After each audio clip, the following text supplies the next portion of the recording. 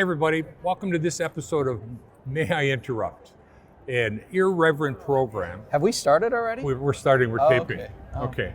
Should we try that again? No, we're good. We're good.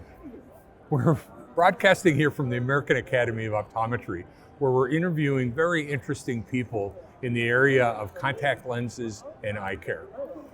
Jason Jedlicka, my partner in crime, how are you today? I'm doing fantastic, Craig. Are you enjoying the Academy? I'm enjoying it very much. Yeah. It's great being here, and the exhibit hall looks great. Lots of people here. Right. It's good times. I would just like to mention before we get started our thanks for OCULUS USA for sponsoring our broadcast. And in fact, Dr. Jedlicka would like to talk to you about the merchandise, the merch, as he likes to say, that is available related to this. I see my persistence is wearing you down, Craig. It is. Excellent. So yes, we have, may I interrupt, water bottles, golf balls, and with any luck soon, bobblehead dolls. So if you are interested in having one of these fine water bottles or perhaps some golf balls to hit in the water, contact Oculus, beg, plead, ask for some. I'm sure they'll be happy to set you up. Do you know what they're going to look like? It's going to be... Is that what it's going to look like? Well, I'll be a lot lower than you. So. It'll be a little bit of this, I see TJ like looking at his watch. We better get busy, otherwise Andy's we're practicing being bobbleheads. Right. So well, he is. We're working on that. It'll take a little while. Anyways, we want to jump right into today's guest.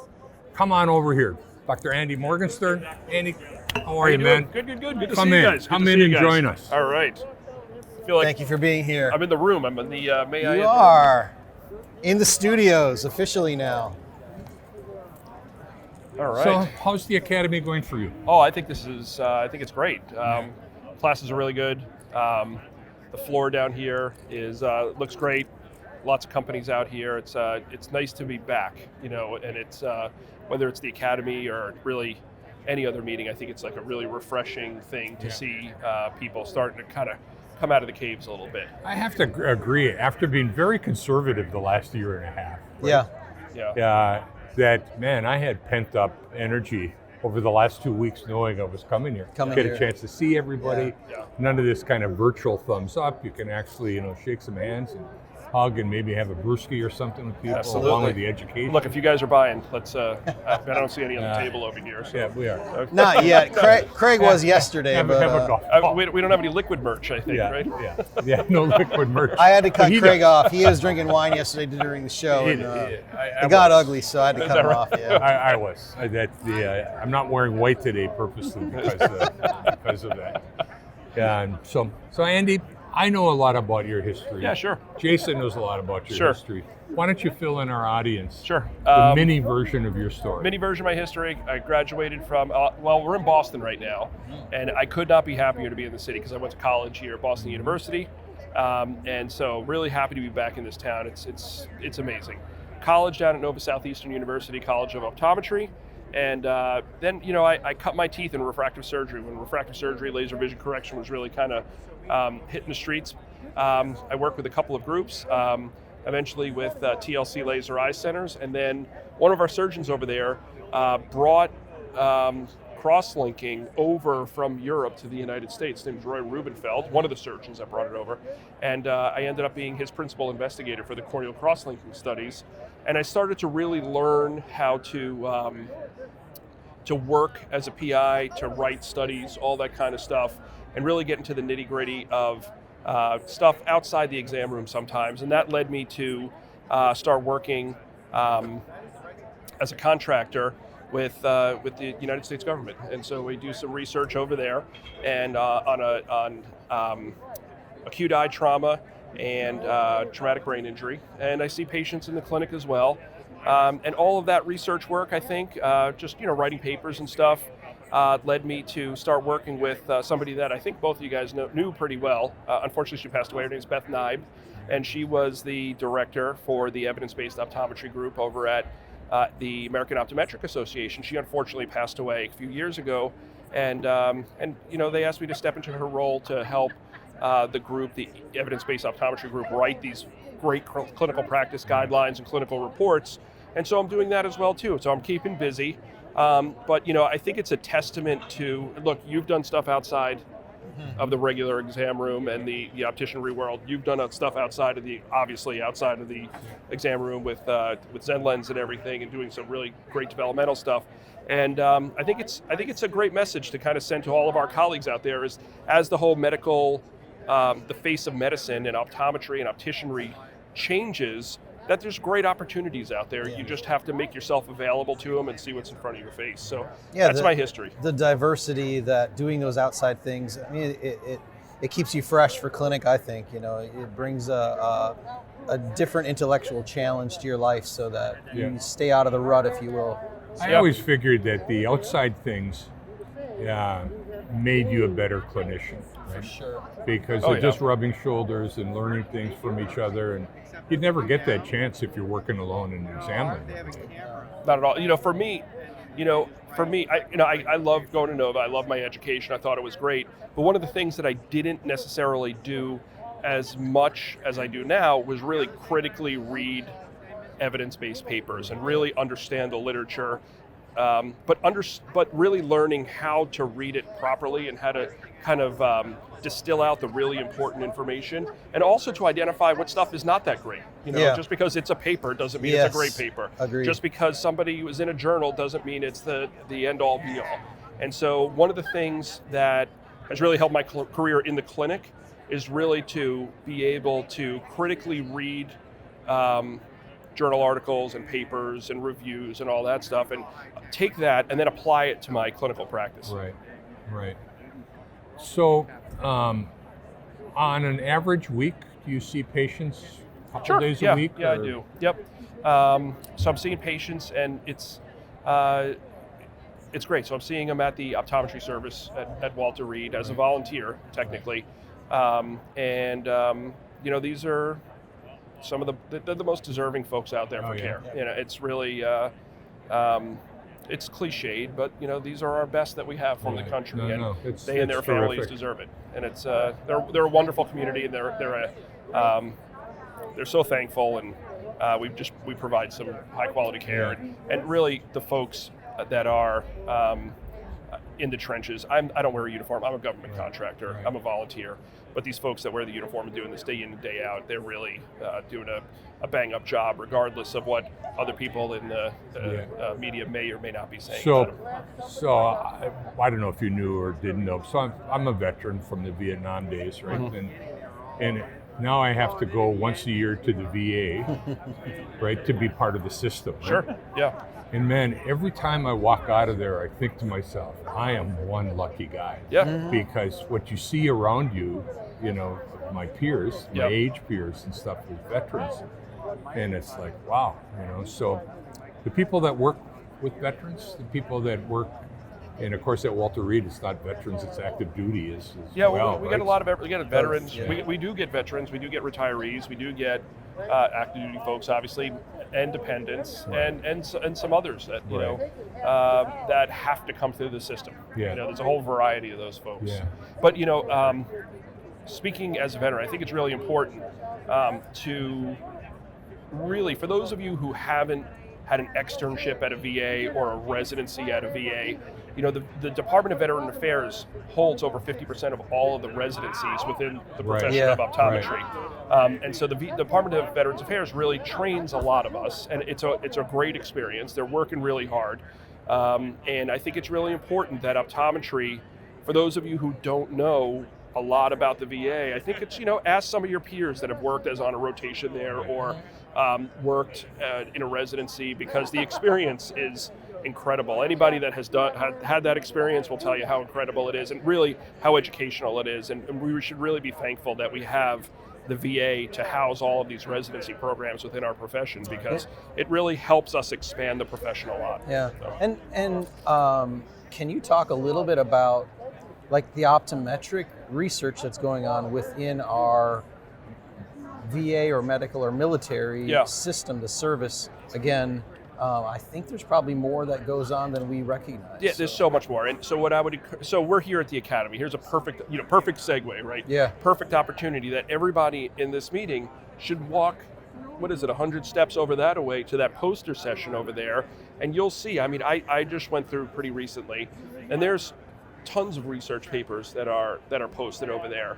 High quality, really good stuff that's making a difference. And some of it could be theoretical, some of it could be directly clinical, but it's, the research within, I would say, the government eye care system, and when I say that, I mean, the active duty folks versus the Veterans Affairs folks. There's just tons of research going on for good reason, because it makes a difference, and it elevates the quality of care, but it also, we have to realize that these I want to say kids, it's bad because we're all a bunch of old farts sitting around here talking. Some older than others, but yes. Right? These kids that are coming through these programs, they have to learn also, and they have that great opportunity to learn. Doing research, I learned a lot over time by watching it happen, being part of it, developing papers and stuff like that. Doing research isn't just about making a poster that you put with push pins into a wall. Right. It's not just about making a paper. It's the process of doing it. It's understanding and learning about different populations of people and how they act or react to a certain treatment or lack of a certain treatment. Mm-hmm. And understanding all that and understanding the process that you have to go through for a study makes you think on a different level, especially when you're sitting down with your patient. I'll give you for example. When you're looking at prevalence and incidence of a disease, let's say, let's talk about, let's put it in Jason's world of the contact lenses that he developed, the Zen lenses, and those are functioning for a disease. Well, you probably would never have gotten into the development process of the contact lens if you didn't think or know how big of a problem that we were dealing with. Correct. So understanding prevalence and incidence of a disease of a certain population, which is all stuff that you learn through this process of doing research, helps you to come up with ideas that are not only applicable, but they're also relevant to patient care and will make a difference. And so it really all, research may be research, but research turns into positive changes in clinical behavior. Well, and it ties back to how we started a lot of this, which was talking about evidence-based optometry. Right. Where does the evidence come from? It comes Right. from the research that proves Absolutely. things are done a certain way. So doing research, I think, again, it helps you see that you make clinical decisions based on evidence, not based upon just Right. how I feel like prescribing or managing today. And of course, being at a teaching institution, I have to bring that approach. Whether I would practice a certain way in practice or not, teaching students, I can't just say, well, this is how you should do it Right. because Right. it's what I think. No, Right. no. This is how we do it because we've taken measurements and we've proven that this is the best approach given the evidence we've Right. obtained. Absolutely. So, and then you can actually have a real discussion about Yeah. your outcomes. Absolutely. So, yeah.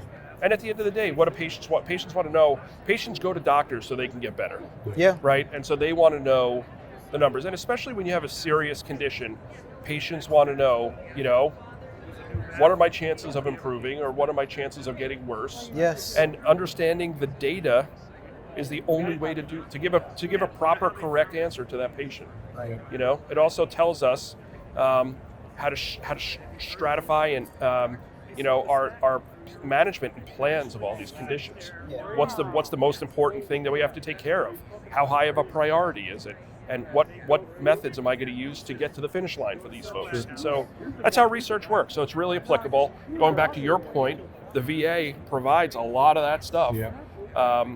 In terms of optometric research and residency programs, and they do great work for these kids, for these patients, and they're very deserving, obviously. So, Andy, as we start to wrap things up here, I do have one last question, and this is regarding the International Keratoconus Academy. Yep.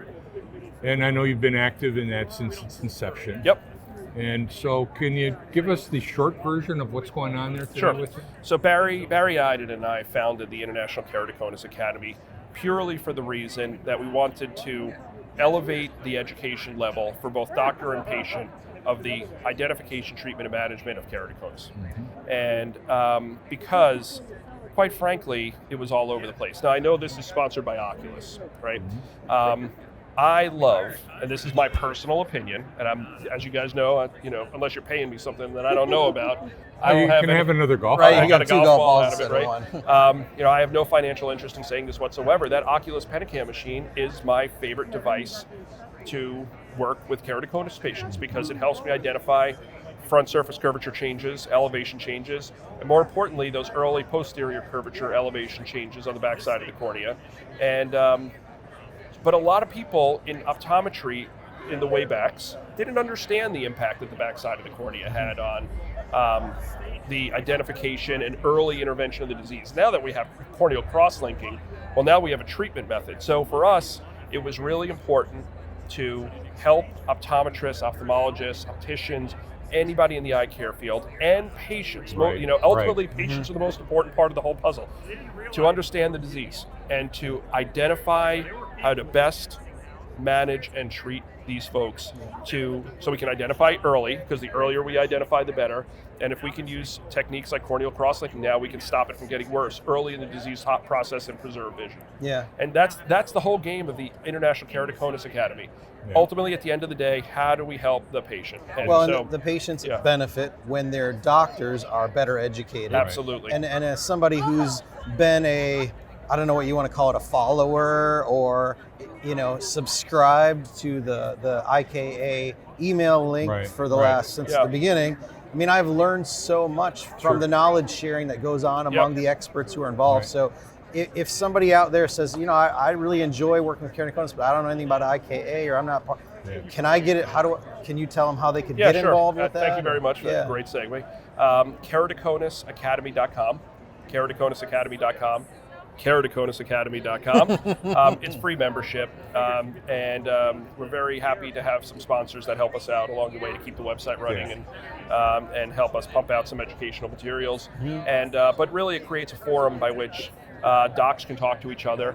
And quite frankly, there are plenty of patient-facing Facebook pages and Twitter feeds and all this stuff out there. Yeah. When somebody's got a problem, we love getting on there and communicating with these patients to, hey, go to your doctor, ask them to do this test. Hey, that rigid gas permeable contact lens isn't working for you. Maybe you might want to try a Zen lens or something like that. Or talk to your doctor about different options, about different scleral materials, different lenses, different shapes, designs, all this stuff.